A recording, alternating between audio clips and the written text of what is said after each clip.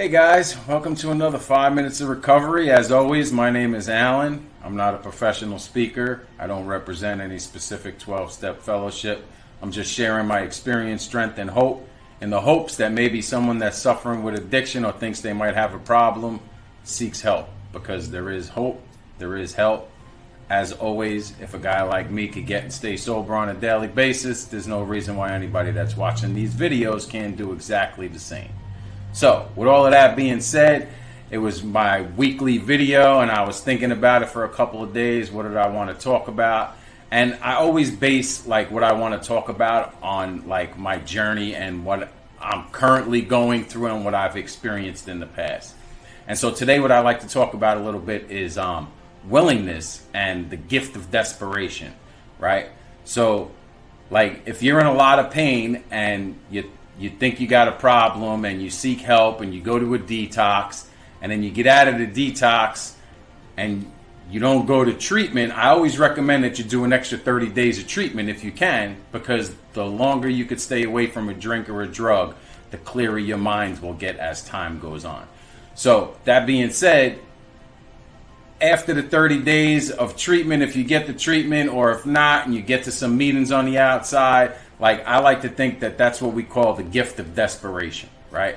Because you're desperate, you don't want to do the things that you were doing anymore, you want to try something different, but you're afraid.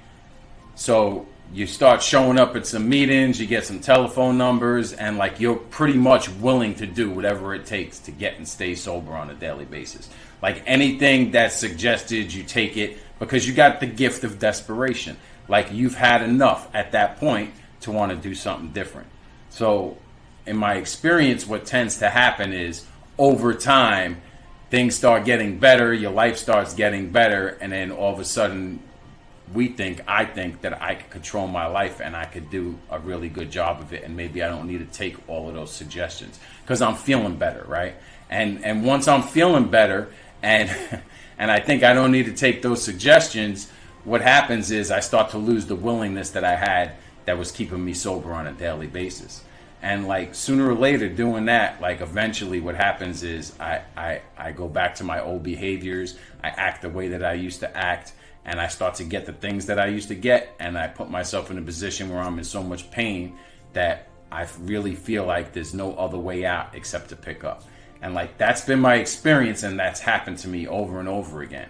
And so I had made a decision the last time that I was in jail going in front of a judge, and he was talking about 3.5 to 7, and then he was talking about I'm probably going to do it again, but then there's the hope that maybe you'll do something different this time, and he gave me probation. And that grace that judge bestowed on me and let me walk out of that courtroom. I didn't walk out of jail that day, but without a prison sentence and with a program, that made me make a decision that I would be willing to do whatever it took on a daily basis to get and stay sober moving forward. So fast forward almost 7 years later, and I like to think that I'm still willing to do that, whatever it takes to stay sober on a daily basis. Now, that doesn't mean that I work any of this stuff perfect.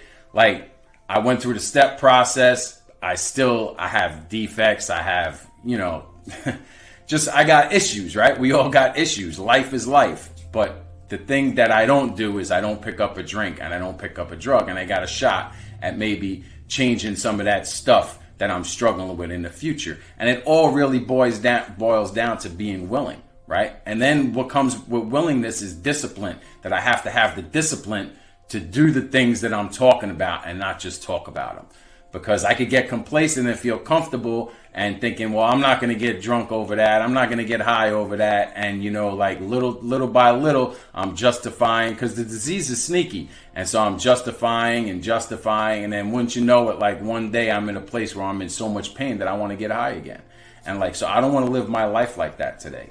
So I've struggled, and I've always come back to being willing, having the discipline to do the things that I don't always want to do, right? I don't really like going to the gym. I just came back from the gym. I go to the gym 3-4 times a week. You know what I mean? I like to go 4, maybe 5, but sometimes I only get there 3. And like a morning like today, it's a holiday. I didn't want to get up and go to the gym. I definitely did not want to go to the gym, but I just came back from the gym because sometimes I do things that I don't like to do. And as a result of doing that and the discipline of doing that, so I heard something on one of the YouTube videos that I was watching the other day, and I'll share this with you and then I'll end the video for today.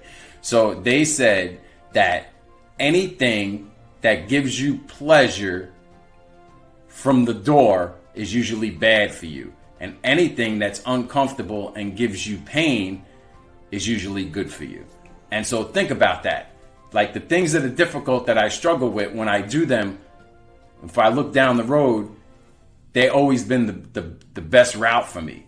And the things that instant gratification that I go for because it feels good, I want it now, it has to be now because I'm selfish and inconsiderate and I do all of that. And like those things always cause me pain in the long run. So do I want to live in pain today, or do I want to live in peace and happiness and be of service to others? And so like that's the message. And I hope that I help somebody today, that somebody sees this video and gets something out of it.